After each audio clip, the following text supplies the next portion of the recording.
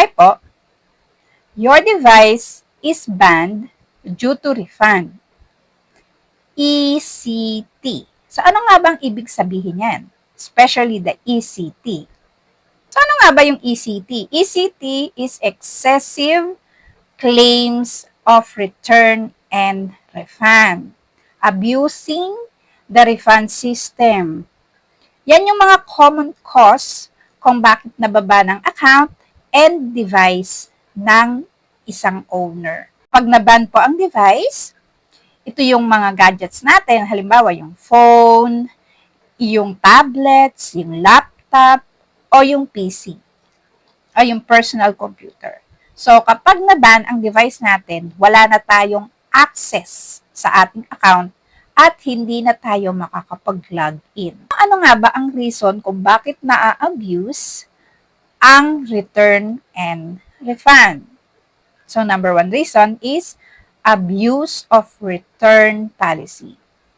Kasi may mga online sellers na masyado silang maluwag pagdating sa mga return and refund. Kasi gusto nilang i-please lahat ng buyers nila.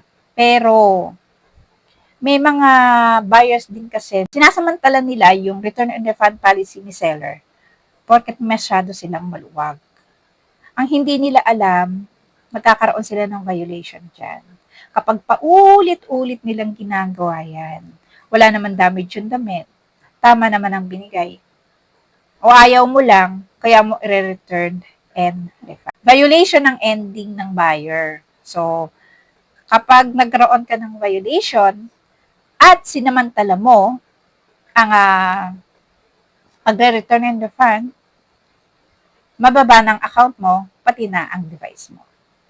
So, another reason kung bakit na-abuse ang ating return and refund at nagkakaroon ng violation ang ating account and device, wardrobing. Ano ba yung wardrobing? Siyempre, bibili tayo ng mga damit, lalo na yung mga branded. So, pagdating sa atin, maganda. Kung ano yung in-order mo, yun ang sinunod ni seller. Maganda ang pagkakapak, maayos ang pagkakatupi. Pero, gagamitin mo muna yung damit ng 1 hanggang 2 beses. Tapos, pag nagsawa ka, i-return mo kay seller. Hindi naman po pwede yun. Kasi, palalabasin mo na pagdating sa'yo, may sira, hindi kasya, iba yung kulay. So, magkakaroon ka na ng iba't ibang reason para lang ma-return and refund at makuha mo in full amount yung binayad mo. So, hindi magandang practice yan. Malalaman naman yan ni seller kung nagamit yan o hindi. Kasi medyo stretchable na yan, lalo yung neck at saka yung ganito. Pag ilang beses nang ginamit. Seller din ang kawawa. At hindi rin maganda kapag paulit-ulit mo yung ginawa, magkakaroon ka rin ng violation kapag in-abuse mo ang return and refund system. Ito yung hindi lang si seller ang may kakayanang gumawa nito, pati din yung buyer. So, ano ba to? Item not received and empty boxing fraud. Ano ba yun? Di ba, minsan nagre-reklamo tayong mga buyer, si seller bogus. Bakit?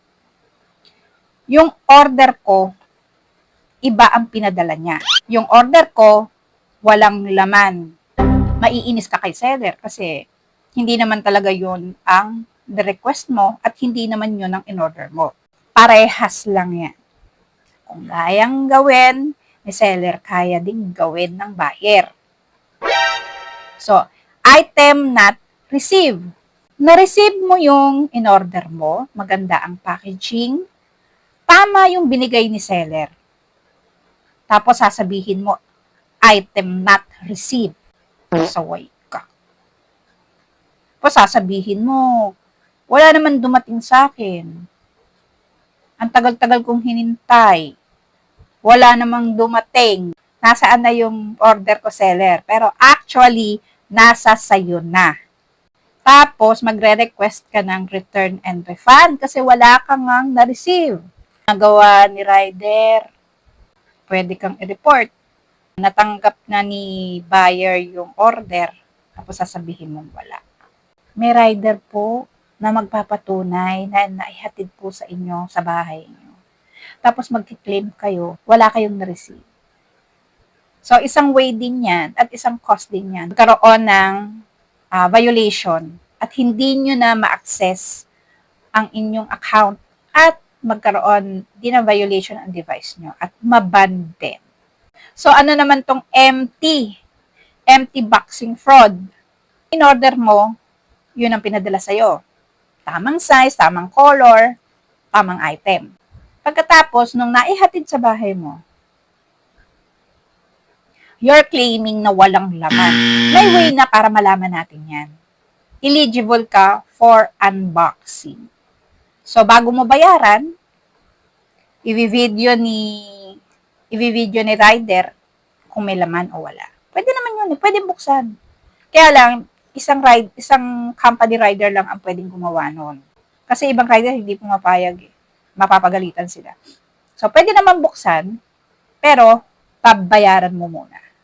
And then, tsaka mo siya pwedeng buksan. Pag mali, ibalik uli kay rider. Pero ang siste kasi nun, kapag binayaran mo na, tapos binuksan mong hindi pwede, return and refund pa rin yun. Hindi yan mapapatunayan ni rider kasi taga-abot lang siya.